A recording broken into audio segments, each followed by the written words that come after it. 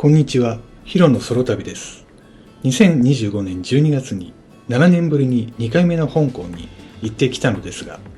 7年前と変わっていたことや滞在している間に気をつけた方がいいということがあったので、この動画でまとめて紹介していきたいと思います。まずは基本情報から。香港では90日以内の滞在であればビザは不要です。パスポート残存有効期間は香港滞在が1ヶ月以内なら入境時に1ヶ月プラス滞在日数以上が必要です。また2024年の10月からは出入国カードの提出も不要になったので、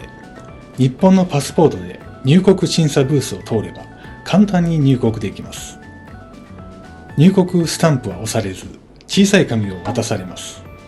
帰国するまでは念のためパスポートなどに挟んでおくと安心かなと思います。2番目は通貨です。通貨は香港ドル。2025年12月現在で1香港ドルがおよそ20円です。今回の旅行で割と使用したのは、大きい500ドル以下のお札を飲食店やタクシー、交通チケット購入時に使いました。主に500ドル以下をある程度揃えておくと安心かと思います。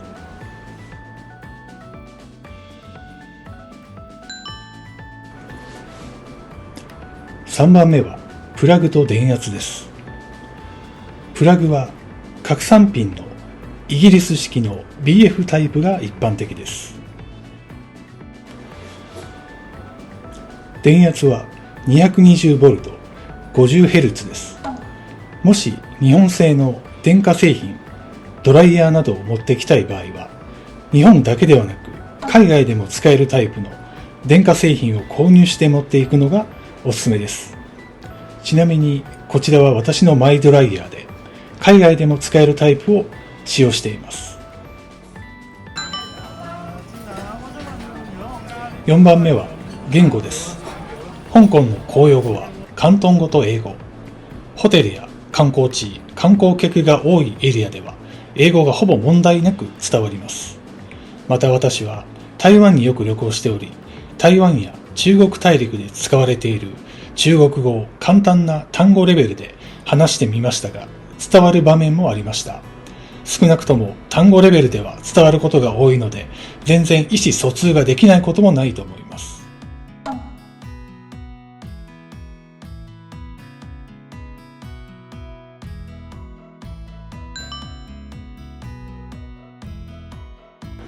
2018年の8月、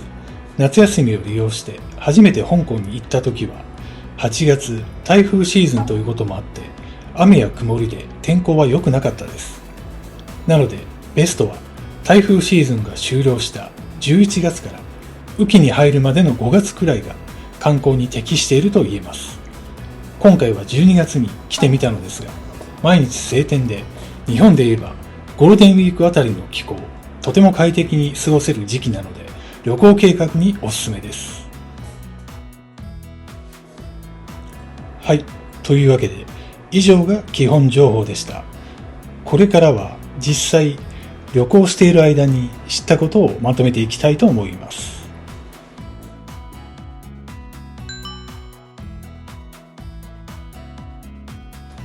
香港はホテル料金が高いです。ですので料金を抑えて安いホテルを予約し、実際に行ってみると窓なしでかなり狭い部屋に当たるリスクがあります。そこで今回はチムサーチョイではなく、少し外れた繁華街の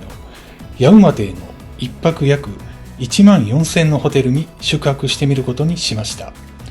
結果としては期待以上に広く清潔で、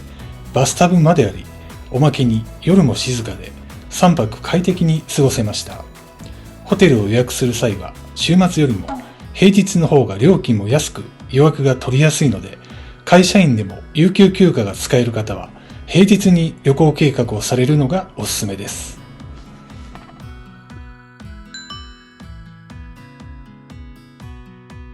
こちらはオクトパスカードといいまして、香港の交通機関 MTR やバス、トラム、フェリーなどまたコンビニ、スーパー、ファストフード店などで使えるチャージ式の IC カードです。こちらはオクトパスカードを購入した際のレシートです。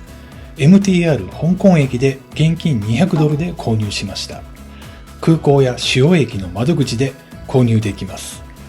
200ドルの内訳は50ドルがデポジット、保証金で、残りの150ドル、日本円で約3000円がチャージされています。はい、それでは早速使った場面を撮影していますので見ていきましょう。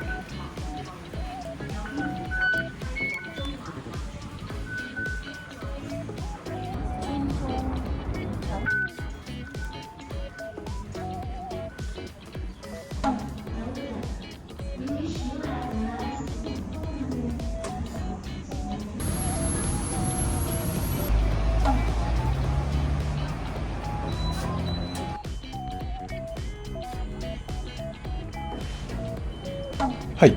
いかがでしたでしょうか。今回私はオクトパスカードについては MTR、フェリー、トラムの交通機関のみ支払いに利用しましたので、4日間で追加チャージすることはありませんでした。もしチャージが必要な場合は空港や MTR の駅にあるマシン、またはコンビニで50ドル、100ドル、いずれかの現金でチャージが可能です。また、飲食店の支払いの際、お店によっては現金かオクトパスカードをまたは中国のアプリしか受けていないお店もありますので、1枚持っておくと安心です。また先ほど使用した交通機関以外にタクシーにも乗車しました。 MTR 香港駅からビクトリアピークに乗るための駅まで往復で乗車しました。注意点としては、年配のドライバーだと英語がうまく伝わりませんでしたので、Google マップで検索して漢字を見せれば伝わりました。翻訳機を利用しても良いと思います。またそういったやり取りが面倒な方は Uber がおすすめです。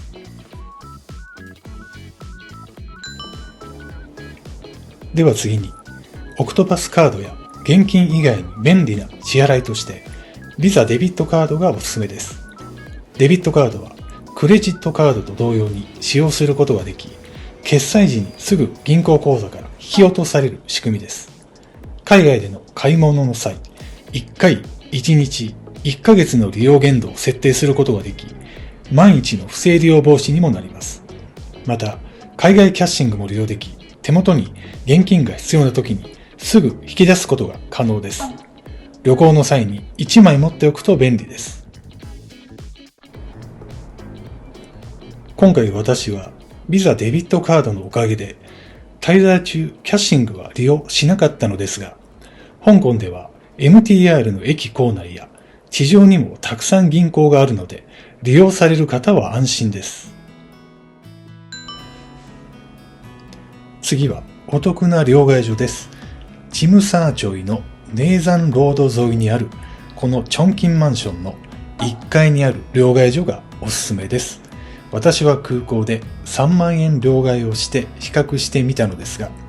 空港で1348ドルに対し、チョンキンマンションで約1500ドル、日本円で3000円ほど差が出ました。両替は断然こちらがおすすめでございます。海外でのインターネットは今回初めて eSIM を使いました。おすすめはトリファのアプリです。他の eSIM と比べて値段は高めですが、日本企業という安心感と万一のトラブル発生時にも安心です。また出発前の eSIM アクティベートや到着後の設定も数分で完了し、海外でも安定してつながりましたので、おすすめのアプリです。はい、次は Google マップです。香港の観光名所やグルメ店の検索、交通機関の移動などすべて正確に表示してくれます。出発地を入力、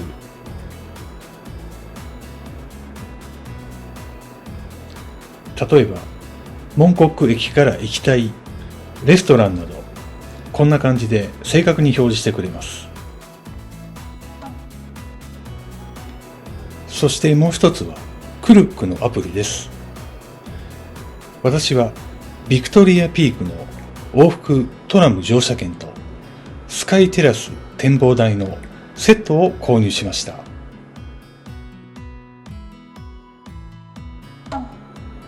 実際に買ったのはこちらで2970円、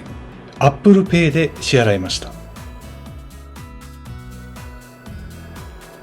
またこのアプリで購入のメリットとしては、チケット購入の列に並ばなくてもいいのでスムーズにトラムに乗車でき、時間の節約にもなります。はい、では動画の最後は治安です。今回旅行前は7年ぶりということで少し不安な面もありました。ただ実際に到着してみて、空港や電車、観光地や夜の繁華街など出歩きましたが、特に不安に感じることもなく楽しく旅行できました。注意点を言うならば、貴重品は体の前に身につけ常に監視しておくことや、朝夕の通勤ラッシュ時が苦手な方はその時間帯を避けて行動するなど、気をつけていれば旅行を楽しめると思います。はい、いかがでしたでしょうか。7年ぶり2回目の香港旅行ということで、旅行前の注意点や旅行中に知ったこと、便利だったことをまとめてみました。皆さんの役に立ったと思っていただけましたら、高評価、グッドボタンとチャンネル登録をよろしくお願いします。このチャンネルでは大人の一人旅をテーマに、主にアジア圏内の役立つ旅情報をお届けしています。それでは次の動画でお会いしましょう。さようなら。